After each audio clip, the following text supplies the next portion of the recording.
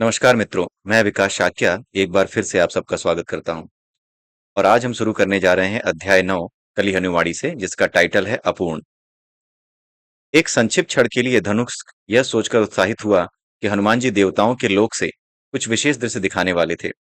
उसने अपेक्षा की थी कि कोई अलौकिक प्राणी धरती पर उतरकर ब्रह्मांड के रहस्यों को समझाने का साधन बनेगा। उसने नहीं सोचा था कि स्वयं उसका तन मन ज्ञान का साधन बनने वाला था। पानी।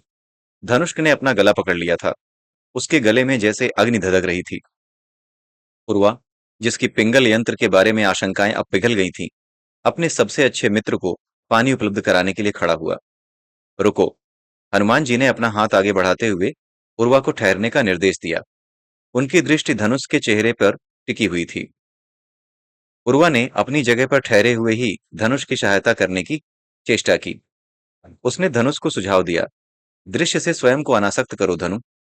धनुष किस बात से क्रुद्ध हुआ कि उसका मित्र उसे पानी देने के बजाय एक बेकार सुझाव दे रहा था। हनुमान जी ने अपने शीतल स्वर की धारा बहाते हुए कहा, वर्तमान दृश्य में आपकी आत्मा एक ऐसे किरदार से जुड़ी हुई है जो प्यासा है। आप, अर्थात आपकी आत्मा, वर्तमान दृश्य के बारे में कुछ भी नहीं कर सकते, परंतु निश्चित रूप से अपना अगला दृश्य इससे बेहतर चुन सकते हैं। ऐसा आप क्यों नहीं कर पा रहे हैं? क्योंकि आप वर्तमान किरदार से इतने अधिक जुड़े हुए हैं कि आप अगला दृश्य भी किरदार की पटकथा से ही चुन रहे हैं, ना कि अपनी इच्छा से।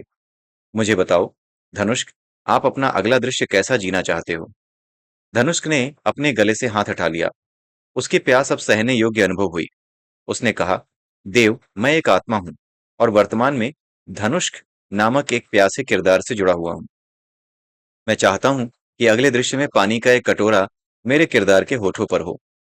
इतनी नीरस इच्छा? हनुमान जी ने कहा, यह तो किरदार की इच्छा है, आपकी नहीं।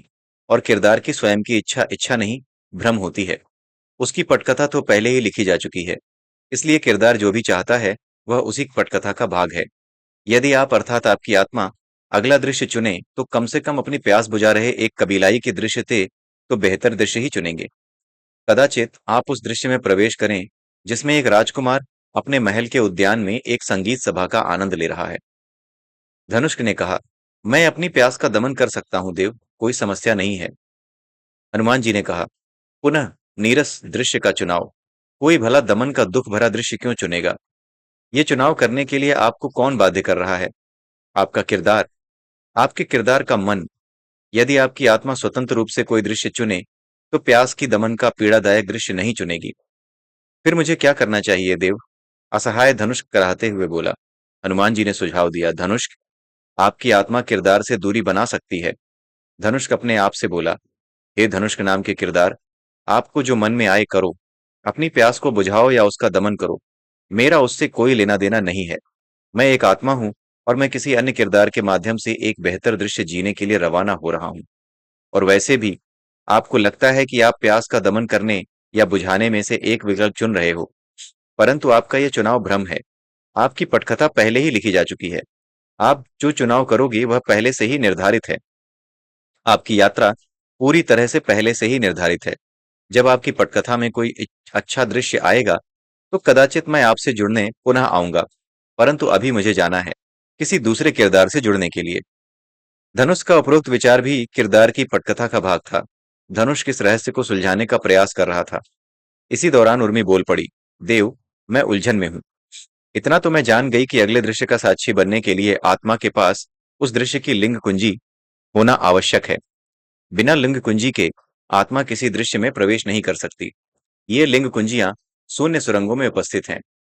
जागृत आत्मा कोई भी लिंग कुंजी उठाकर किसी भी दृश्य में प्रवेश कर सकती है, परंतु सुप्त आत्मा उसी दृश्य में प्रवेश करती है जिसमें किरदार प्रवेश करता है। सुप्त आत्मा किरदार की बाध्यता के कारण जिन दृश्यों में प्रवेश करती है उनमें प्रवेश करने के लिए भी तो उसे लिंग कुंजी चाहिए। वह लिंग कुंजी उसे कहां से प्राप्त होती है? शून्य सुरंगों से ही प्राप्त होती होगी। फिर किरदार उसको बाध्य कैसे करता है? किरदार यह कैसे निर्धारित करता है कि सुप्त आत्मा उसकी पटकथा के दृश्यों की लिंग कुंजियां ही उठाए, किसी अन्य किरदार के दृश्यों की कुंजियां उठाकर उससे अलग ना हो जाए? हनुमान जी ने उत्तर दिया, यहां पर यह ध्यान रखना आवश्यक है कि ये कुंजियां लोहे की बनी हुई नहीं है। इन कुंजियों में जानकारी भरी है। एक कुंजी को आप एक संख्या भी समझ सकते हैं। एक संख्या में यदि एक भी अंक जुड़ जाए या घट जाए तो संख्या बदल जाती है। लिंग कुंजी कर्म और इच्छा की जानकारी से बने होती है। उसमें एक कर्म जुड़ा या घटा तो कुंजी बदल गई, एक इच्छा जुड़ी या घटी तो कुंजी बदल गई।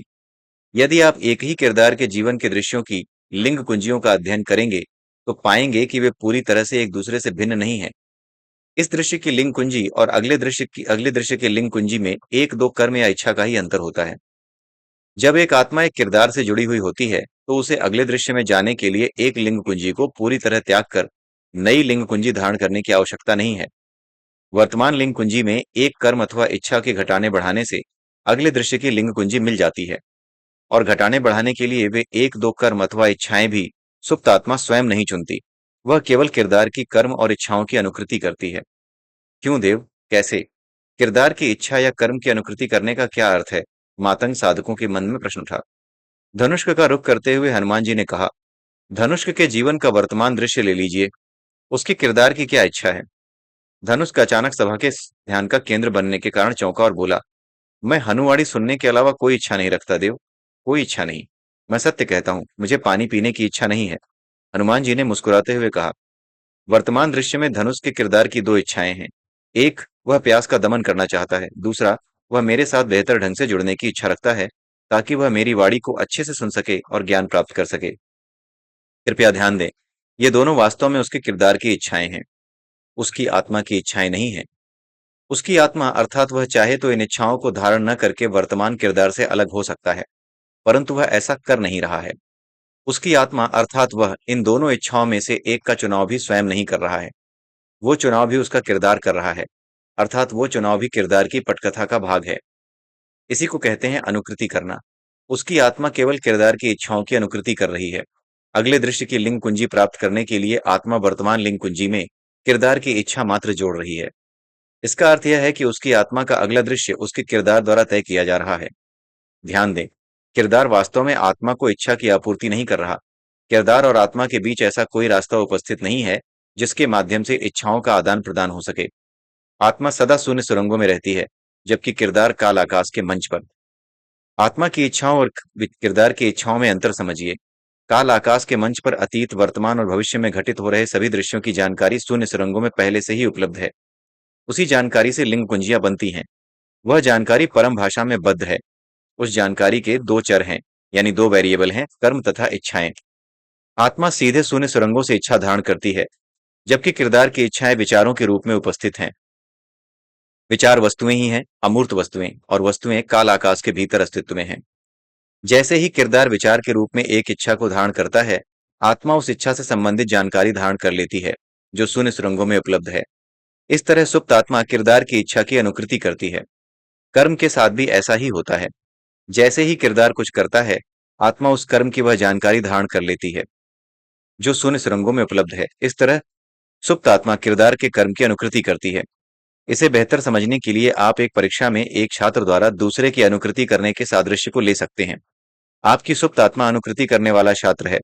आपका किरदार जो कुछ भी विचारों और कार्यों से स्याही से लिखता है, आत्मा इच्छाओं और कर्म की स्याही से उसकी अनुकृति करती है। यहां पर मैं यह कहना चाहूंगा कि जो कुछ भी काल आकाश के मंच पर अस्तित्व में है, उस सब की जानकारी शून्य सुरंगों में परम भाषा में बद्ध है। वह जानकारी अस्तित्व में नहीं है, अनअस्तित्व में है। शून्य सुरंगों में कुछ भी न होते हुए भी सब कुछ है।